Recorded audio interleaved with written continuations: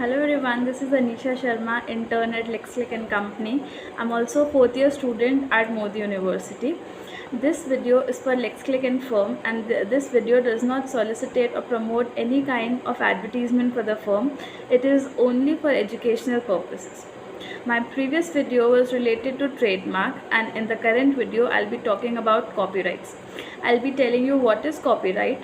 I'll be discussing the amendments that has happened in the Copyrights Act of 1957, and I'll also be discussing what are the things that can be protected under the copyrights.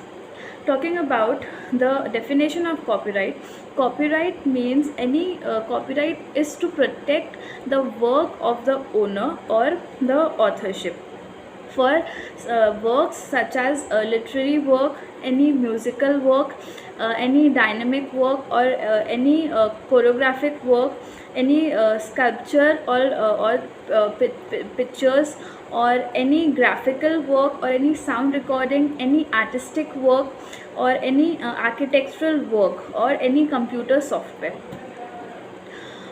With copyright protection, the holder has the exclusive right to modify or amend or distribute or perform or create any kind of display or copy of the work, distribute any kind of copy of the work. In order to qualify under the copyright laws, the work must be tangible. It could be identified, it could be able to identify by the person who who would be using the work in future. So, the Copyright Act in India is governed by the Copyrights Act of 1957.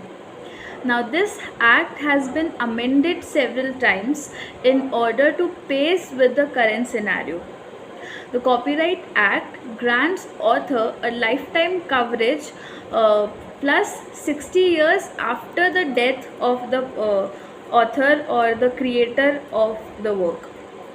Also, all original intellectual creations expressed in reproducible form will be connected as works eligible for copyright protection. Copyright protection also includes novel rights, which involves the right to claim authorship of the work and the right to oppose changes to it and that could harm the reputation of the creator. The creator or the owner of the copyright in a work can enforce his rights. He can enforce the rights in any courts by inspection of the premises for evidence of or any possession of any illegal pirated copies that has been made by the person who has copied the work of the owner. The owner may also obtain court's directions to stop any such activities as well as seek damages in financial terms that has been occurred to him. A vital field in which copyright protection is very trending these days is for computer industries. So, the Copyright Act of 1957 was amended in the year 1984, and the computer programming was also covered in the definition of literary work. It was also included in the definition of literary work.